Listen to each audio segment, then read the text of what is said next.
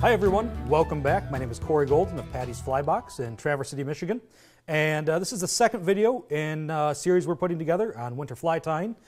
Today I'm actually going to be focusing on a fly that has really been effective for me. It's easy to tie, it's great in tannic and darker water conditions, good after a rain. So let's go ahead and focus on that. Today what we're actually going to be tying is a Peacock Herl copper ribbed soft hackle fly. Again, this time, I really like this hook. I'm going to be using a Diachi 1167 size 14 clinkhammer hook. Obviously, you can tie these on a nymph. You can tie them on a dry fly. I just have really good luck with the shape as far as landing fish on them. And I also think it creates a nice profile to the fly. So that being said, let's go ahead and get started here. Obviously, today I'm using black 6/0 thread. And what you want to go ahead and do with this one is just kind of start midway with it. And set your thread base here, grab it back, clip your tag end, and I'm going to bring this all the way back to really where the fly ends here. And first thing I'm going to tie in is a length of copper wire, size brassy. You can use a size medium if you want to put a little more weight on the fly and have this bit of flash really show through. I know some of you are saying I do use a little bit excess wire here. It's okay, I like to have good control on it. And there's so many uses for copper wire. And so I'm just going to kind of put this most of the length of the bend here. I'm going to go ahead and tie this in first. And just run it up the profile of the hook. And again, what this is doing, I'm a little more tolerant because it's going to help build the body of the fly, build the thickness to it. And I'm running up and down here. I'm going to bring it down just a touch to tie it in and bring it up. Next, I'm going to go ahead and select some pieces of Peacock Herl. Again, you can use strung Peacock Herl. I just prefer the whole feathers a little bit. It gives me a little bit more discretion in choosing. Now, I'm actually going to grab probably 3 or 4 of these because I want this to be kind of a real thick, fluffy looking fly. And so I'll take them and clip them right from the stem. And you really do want to kind of get them all about the same length. That way you don't have one run short on you as you're wrapping. I'm going to take all of them and just bundle them together like that. Nice grouping of them. I'm going to take this mass and tie it in here. And I'll clip those ends. I'm going to run it down right to where that copper starts.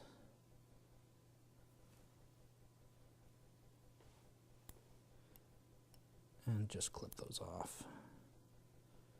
Careful not to clip your thread when you're clipping on the far side of the fly. That's never fun.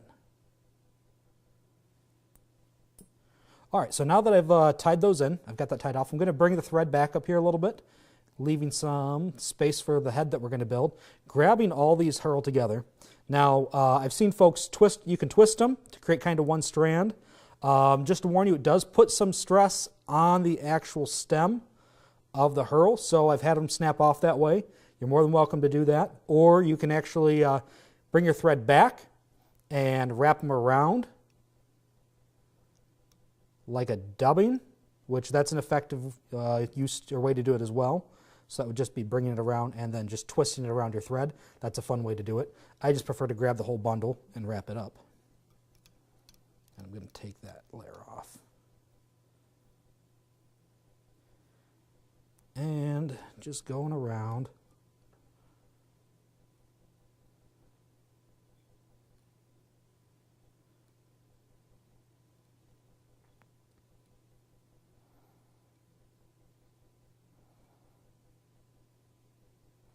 Leaving about a quarter distance there to build the head. I go ahead and secure the herl, just with a couple locking wraps there, and clip it off. Now I'm going to take the copper wire and I'm going to go ahead and wind that up just with some nicely spaced wraps.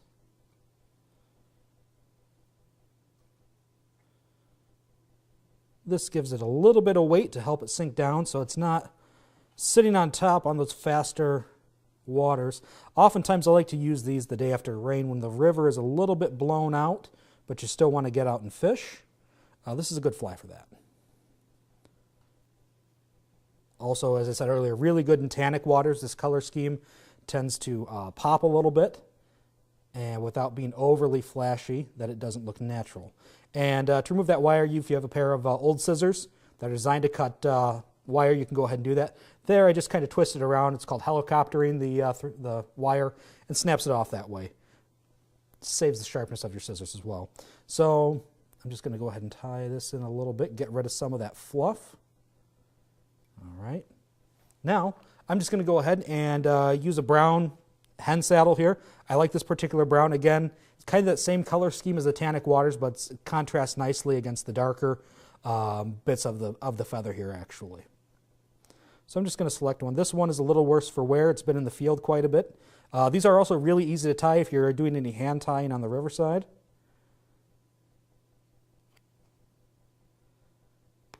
And just select a nice one there. You want to go ahead and just pull off any of the fluff. And it just comes right off there. I know some folks save that to build kind of a feather style dubbing. It's actually pretty interesting, so that's one thing you can go ahead and do with that. And what we're going to go ahead and do here is just kind of pinch at the end and sweep the fibers back. And again, the stems on these are pretty fragile, so I do leave a little bit bigger securing area on the end of this feather here.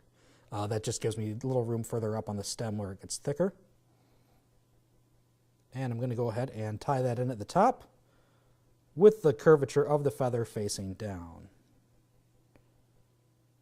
And I'll give it a couple locking wraps.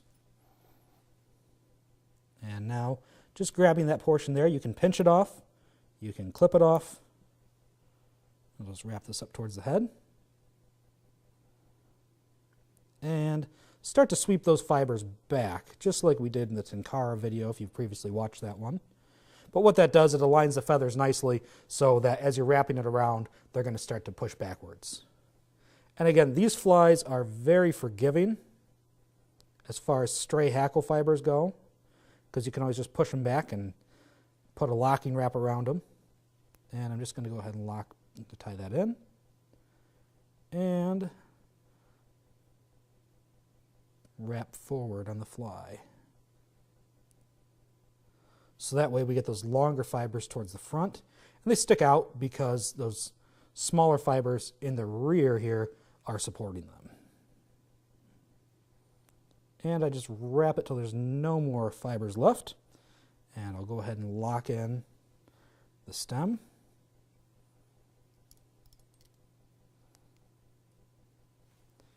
And clip that right off. Now at this point, what I want to go ahead and do, you can kind of see that you've just got fibers everywhere. And while that's great looking, I do prefer to streamline it just a little bit. Also, it kind of makes the head a little bit stronger on the fly. And just like that. I mean, these fish, even these small brook trout can really kind of tear flies up. So I do tend to overbuild a little bit. I don't like the one and done fly, but it happens. And just use your whip finisher to build a nice head. And I'll give it just a couple more wraps here.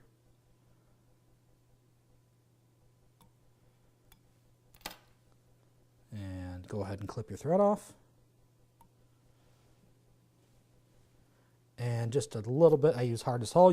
Some folks use super glue. You can use water base as well. I just like this because it's quick dry. And it does leave a little bit of a shine on there without overbuilding too quickly. So this is a Peacock Hurl copper wrap soft hackle.